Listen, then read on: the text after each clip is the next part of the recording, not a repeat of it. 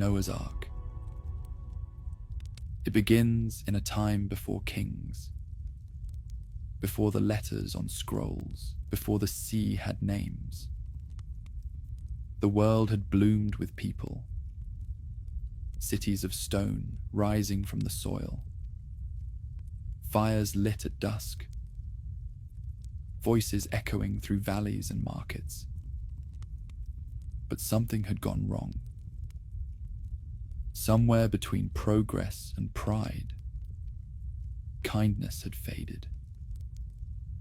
The world, so the old story goes, was loud with violence and empty of gentleness. People no longer honored anything but themselves. They built high walls and sharpened weapons instead of words. They took without asking. They ruled without mercy. And over time, God had watched long enough. He beheld that every thought and intent of man's heart was only evil continually. In the hills lived a man named Noah. Not a soldier, not a scholar. Just a man with good hands and a quiet mind who walked with God. He lived with his wife and 3 sons, called Shem, Ham, and Japheth, and their wives too. He tilled the earth, raised livestock, and gave thanks when the rains came at the right time. One evening, just as the sun fell behind the hills and the sky turned the color of warm ash, Noah felt something settle over him. It filled his chest like breath. Noah listened. God told him something unthinkable. That the world would be washed clean. A great flood would come, and if anything was to survive it, he would need to build something enormous. An ark. A ship to carry life through the undoing of the world.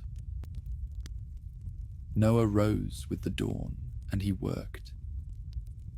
Day after day, year after year, he measured, sawed, sanded, and hammered. His neighbors scoffed. Who builds a boat in the hills? Why store food in barrels when the skies are blue and the rivers calm? Still, he worked. He built something massive. Not like a raft of fishing boat. It was a vessel the size of a small fortress. 3 decks. Storage rooms, pens and cages, ramps and ladders. He used gopher wood, sealed each plank with pitch, and carved every joint until it fit like bone in socket. His sons helped. They were strong from the work and sun-worn. His wife, who had long since stopped asking questions, packed preserves in jars, salted fish, dried meats, and collected seeds. The animals, when they came, arrived in pairs, drawn not by force, but by instinct. 2 by 2, feather and scale, paw and hoof. Snakes curled together in baskets. Deer stood in the shade. Even the flies seemed to obey. It was a miracle. Maybe they knew something was coming. That God had whispered to them the same way he spoke to Noah.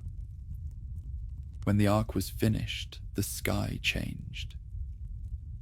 The sun rose red and hung longer than it should have.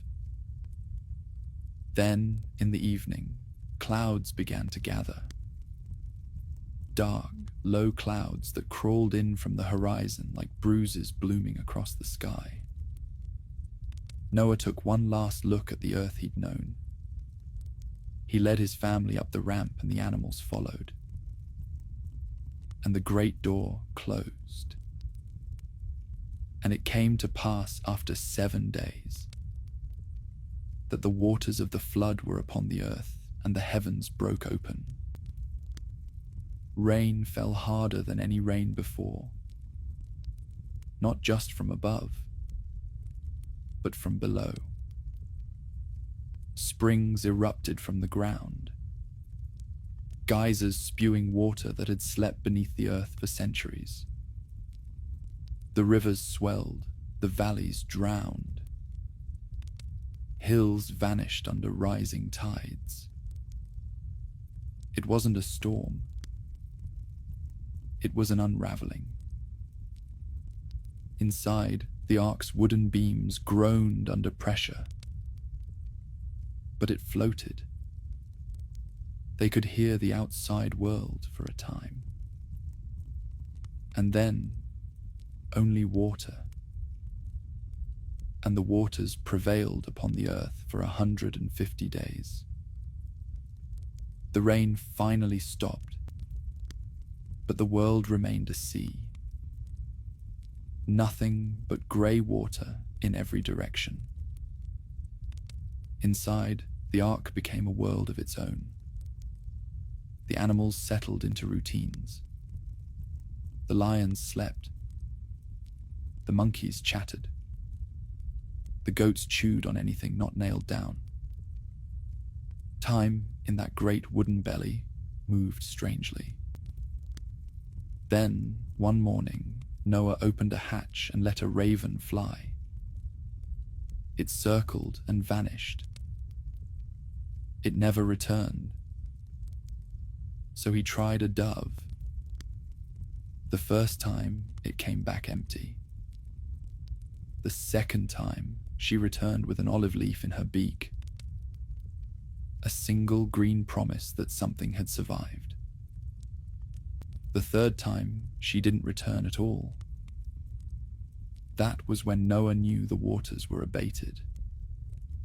The ark eventually came to rest on a slope called Ararat.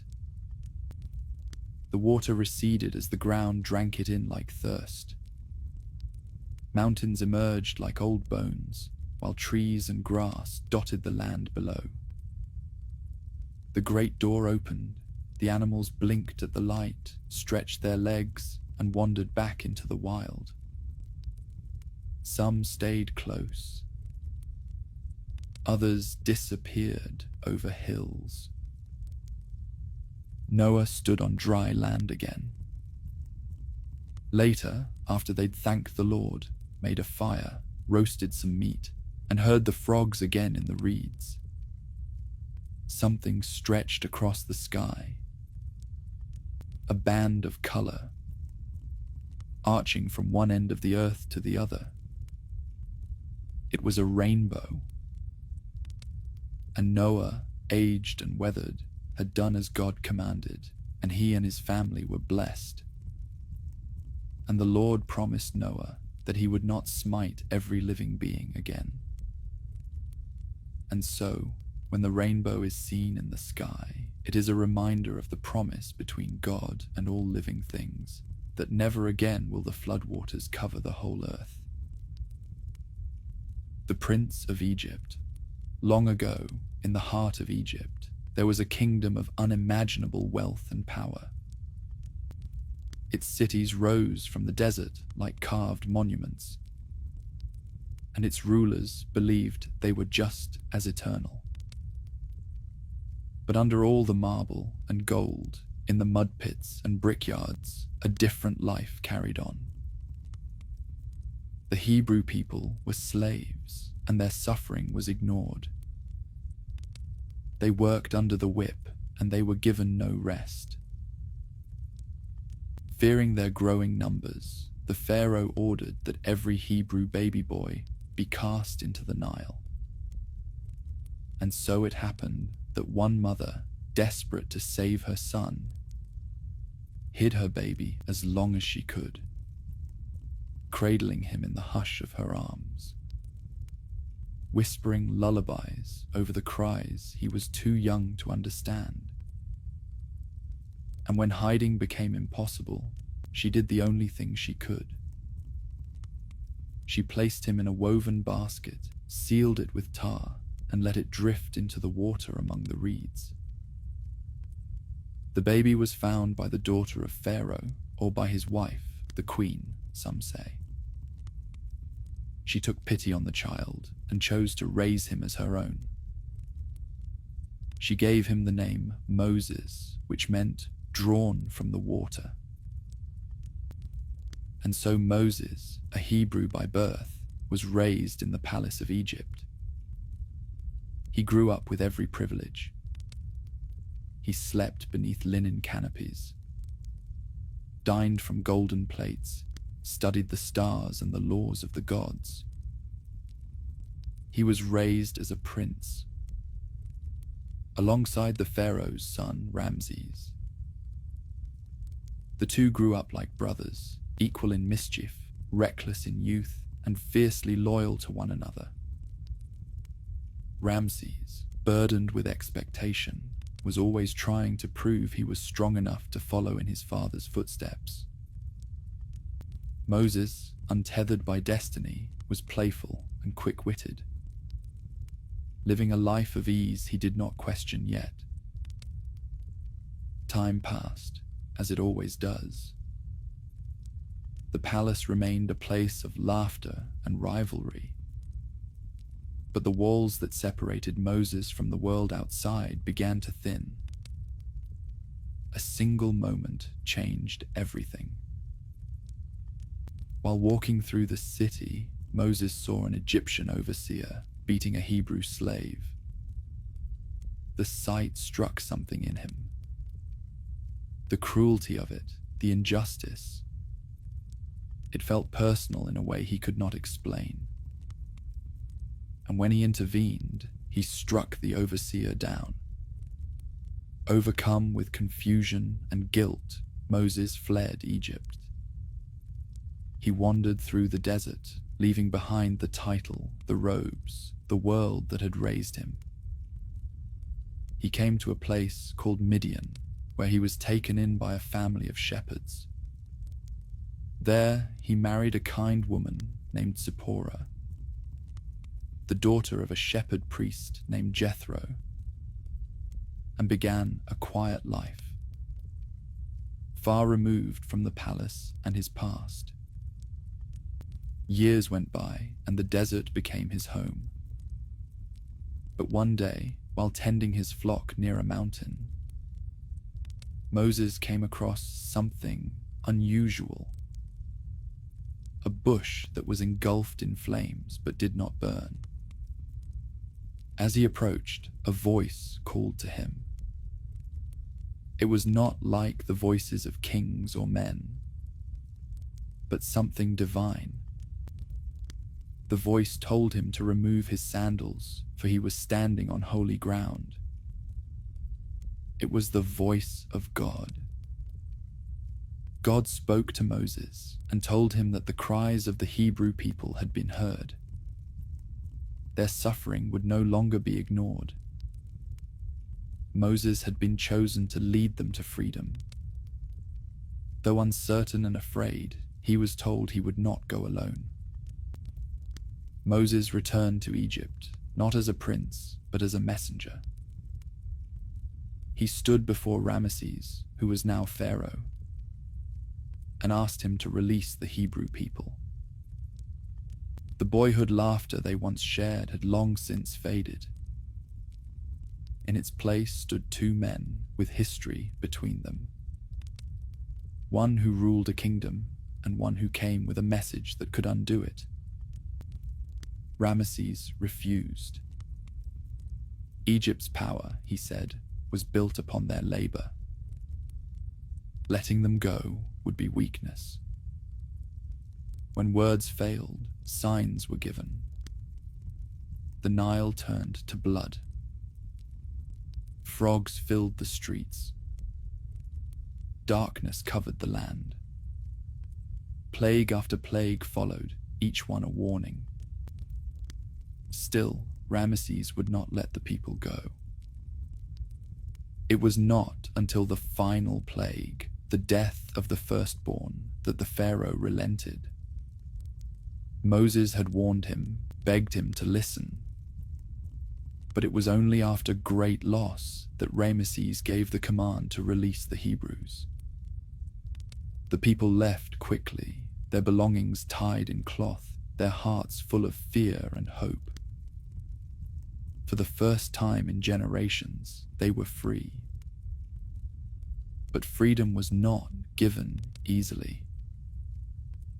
As they reached the edge of the Red Sea, Pharaoh changed his mind and sent his army to bring them back. The people stood trapped, the sea ahead and the soldiers behind. In that moment, God commanded that Moses lift his staff above the water.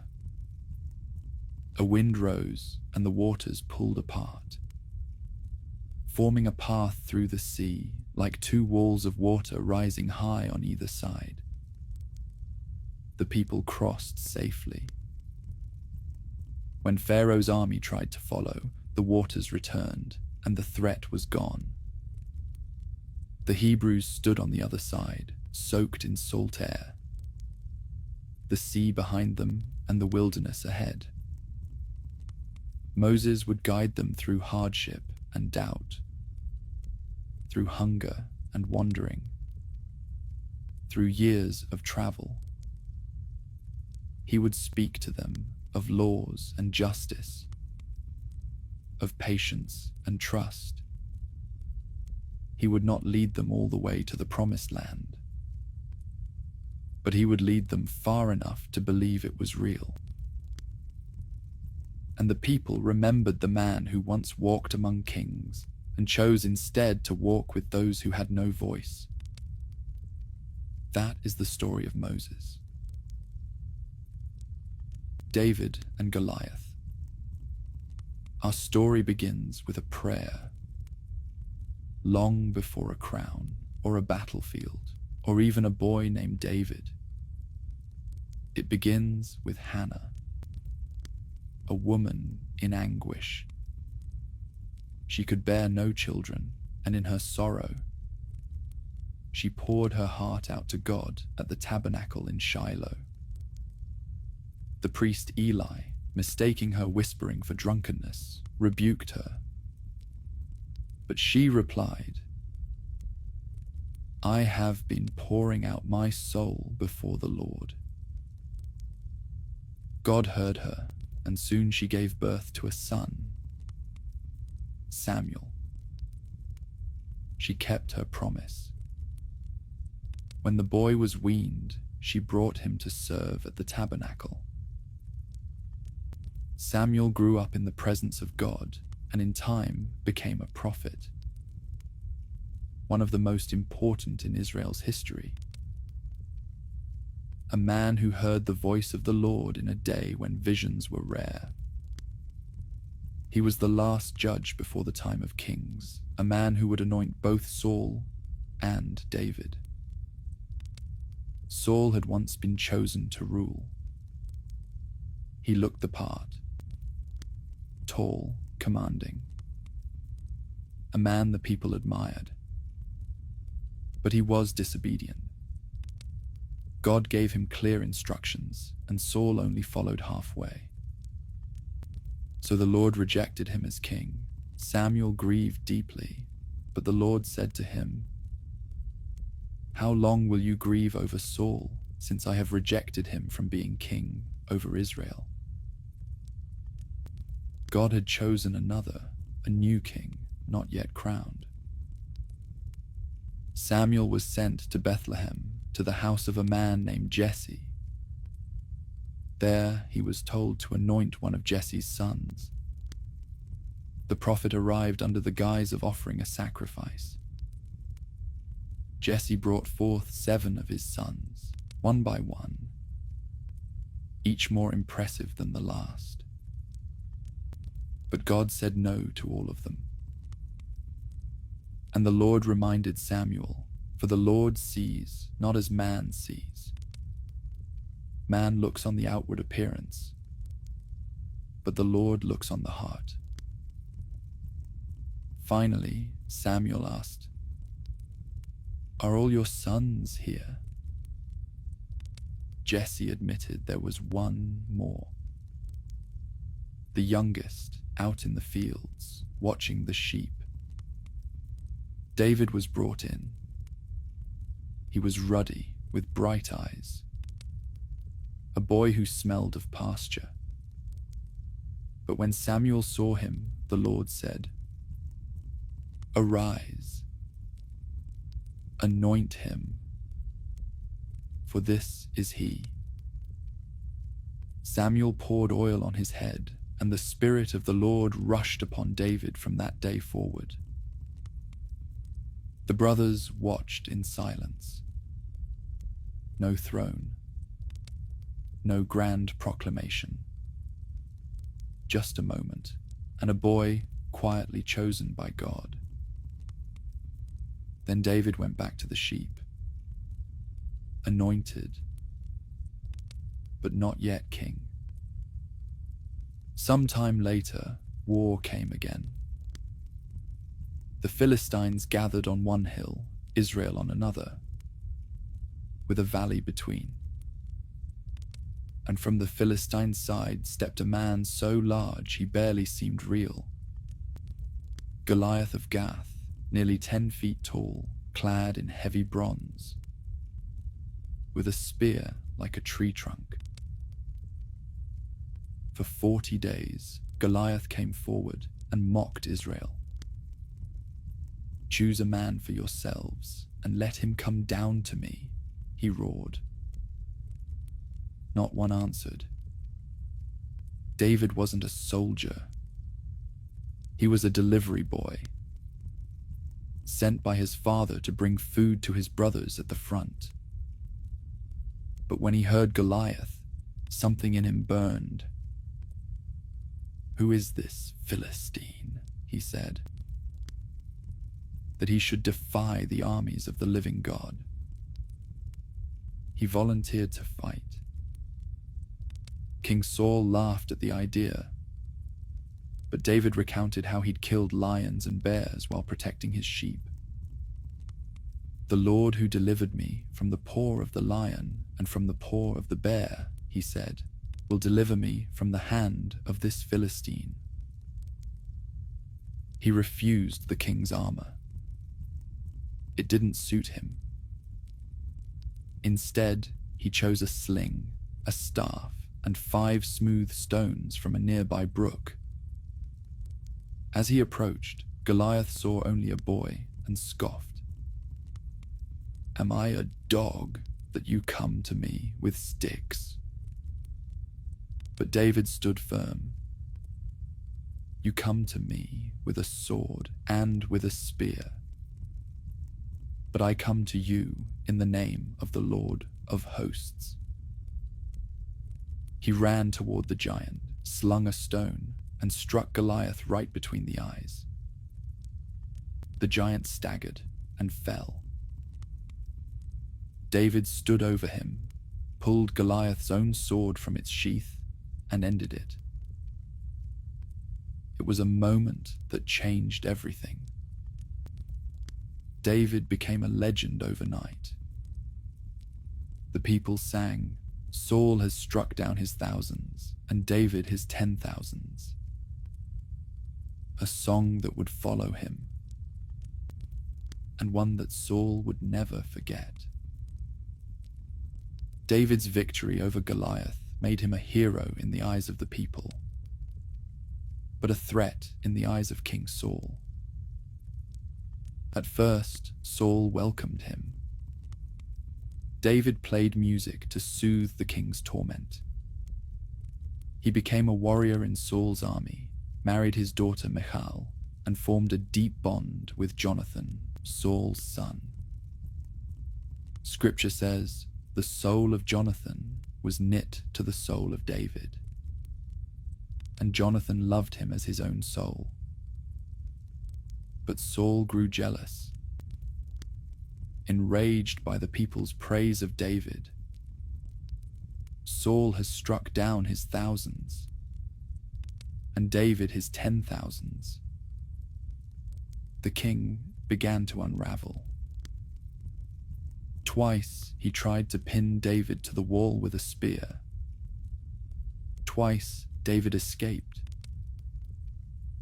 What followed was a long and bitter exile. David fled into caves and wilderness, always just ahead of Saul's pursuit. He gathered a band of followers, outsiders, fugitives, men with little left to lose. He protected villages, fought Philistine raiders, and lived always on the edge of survival. And yet, David refused to kill Saul, even when he had the perfect chance. One night, Saul entered a cave to rest. Unbeknownst to him, David and his men were hidden in the back.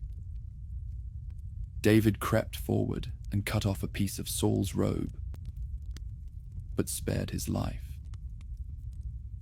"The Lord forbid that I should do this thing to my Lord. The Lord's anointed to put out my hand against him." When Saul awoke, David called out, holding the torn cloth as proof of his mercy. Saul wept. For a moment, the madness lifted. "You are more righteous than I," Saul said, "for you have repaid me good, whereas I have repaid you evil." But peace never held. The chase would continue until Saul's end. Saul's final battle came on Mount Gilboa. Surrounded by Philistines and mortally wounded, he fell on his own sword. His sons, including Jonathan, were killed. When David heard the news, he tore his clothes.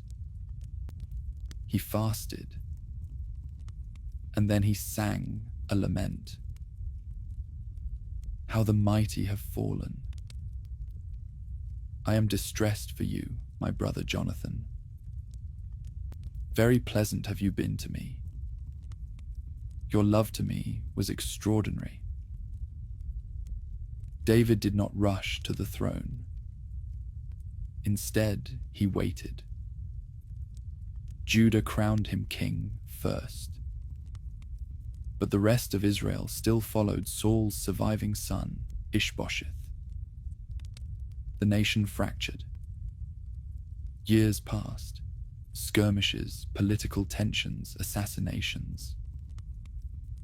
Finally, the tribes of Israel came to David in Hebron. "Behold, we are your bone and flesh. The Lord said to you, you shall be shepherd of my people Israel." At age 30, David was crowned king over all Israel. The shepherd boy now ruled a nation. He captured Jerusalem and made it his capital. He brought the Ark of the Covenant there with joy and dancing. David danced before the Lord with all his might. And then God made him a promise through the prophet Nathan, a covenant. "I will raise up your offspring after you, and I will establish the throne of his kingdom forever." In the springtime, when kings went to war, David stayed home. One evening, from his rooftop, he saw a woman bathing. Her name was Bathsheba, the wife of Uriah, a soldier in David's army. David sent for her. She came. He slept with her. And soon after, she sent word. She was pregnant. To cover it up, David brought Uriah home from the front, hoping he'd spend the night with his wife. But Uriah, loyal and honorable, refused the comforts of home while his brothers were still in battle. So David gave orders. Uriah was placed at the front lines, then abandoned during combat. Set Uriah in the forefront of the hardest fighting, that he may be struck down and die. And he did. After Bathsheba mourned, David took her as his wife. The cover-up was complete, but God saw everything. The prophet Nathan came to the king with a parable about a rich man stealing a poor man's only lamb. David was furious at the injustice, and Nathan said, "You are the man." David's mask fell away. "I have sinned against the Lord." Nathan replied, "The Lord also has put away your sin. You shall not die. Nevertheless, the child who is born to you shall die." The child fell ill. David fasted and lay on the ground, pleading with God. But the child died. And David rose, washed, and worshipped the Lord. "Can I bring him back again?" he said. "I shall go to him, but he will not return to me." David's life is a story of heights and depths, of faith and failure. From the pasture to the palace he was called, a man after God's own heart. And yet he was also a man capable of terrible sin. He refused to strike down Saul, but ordered the death of a loyal soldier. He sang psalms to the Lord, but broke his commands in secret.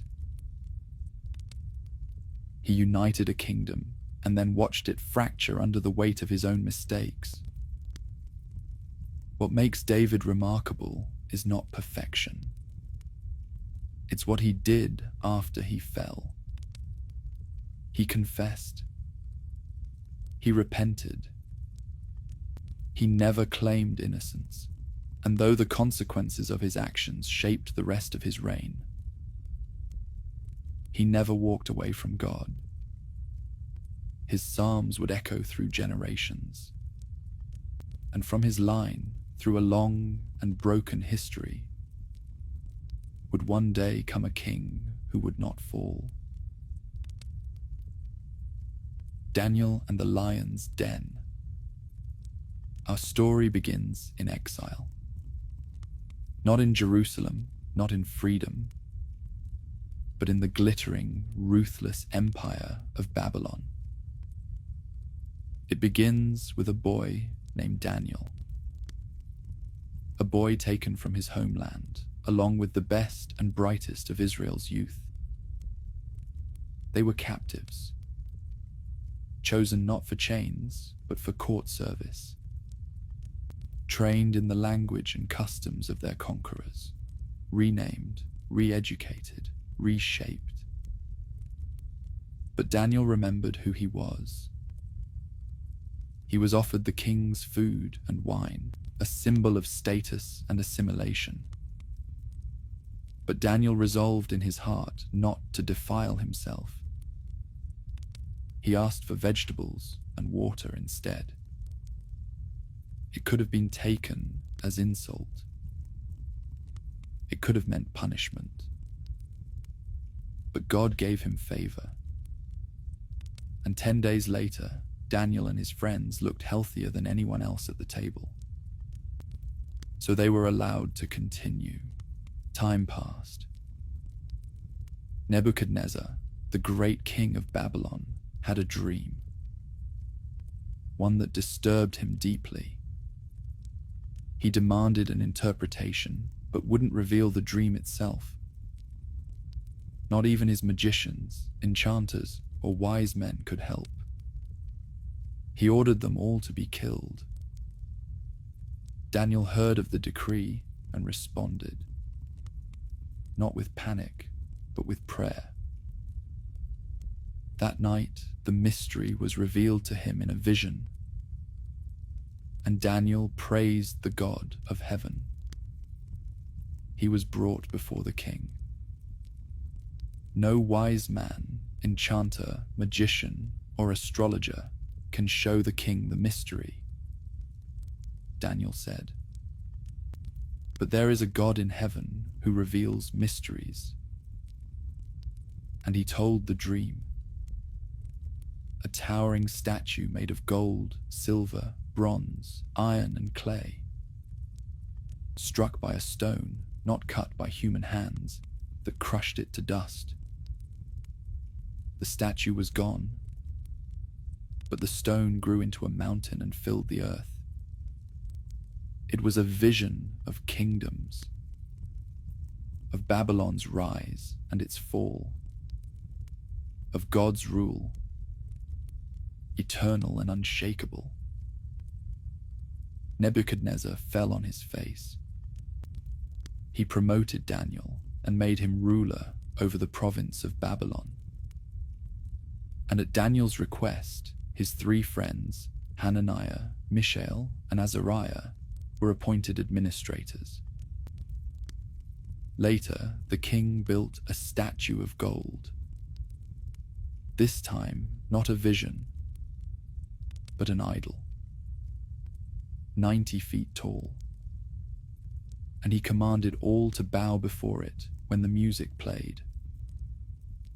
But the 3 friends, now called Shadrach, Meshach, and Abednego, refused. The furnace was stoked 7 times hotter, and they were bound and thrown in. But they did not burn. A 4th figure appeared. Like a son of the gods, said the king. The flames did not touch them. Their clothes were unsinged. Not even the smell of fire clung to them. The king declared, "There is no other God who is able to rescue in this way." Years passed. Kingdoms changed. Babylon fell. The Medes and Persians rose. Daniel remained. By now he was older, still faithful, still praying 3 times a day, facing Jerusalem. Under King Darius, Daniel was appointed one of 3 high officials over the whole kingdom, and he distinguished himself above them all. The others grew jealous, but they couldn't find any fault in him. No corruption, no negligence. So they devised a trap. Let the king make a law, they said, that anyone who prays to any god or man besides you, O king, for 30 days, shall be thrown into the den of lions. Darius agreed, and Daniel kept praying. He didn't do it in secret. He didn't hide. He opened his windows and did what he'd always done. He was arrested. The king was devastated. He knew he'd been tricked. But the law of the Medes and Persians could not be revoked. So Darius gave the order. Daniel was thrown into the den of lions. A stone was laid over the entrance. The king sealed it with his own signet and returned to his palace, where he spent the night fasting, refusing sleep. At first light, he hurried to the den and called out with a trembling voice,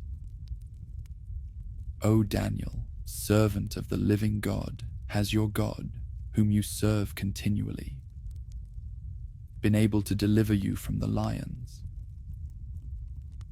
Then came the voice, "O king, live forever. My God sent his angel and shut the lions' mouths, and they have not harmed me, because I was found blameless before him, and also before you. Darius was overjoyed. Daniel was lifted out, unharmed, and those who had conspired against him were thrown into the same den, where the lions overpowered them before they even touched the floor. Then the king issued a new decree. I make a decree that in all my royal dominion, people are to tremble and fear before the God of Daniel. For he is the living God, enduring forever. His kingdom shall never be destroyed. He delivers and rescues. He works signs and wonders in heaven and on earth. He who has saved Daniel from the power of the lions. And so Daniel prospered through kingdoms and exile, through dreams and danger. He walked with God, not because it kept him from the den, but because it kept him through it.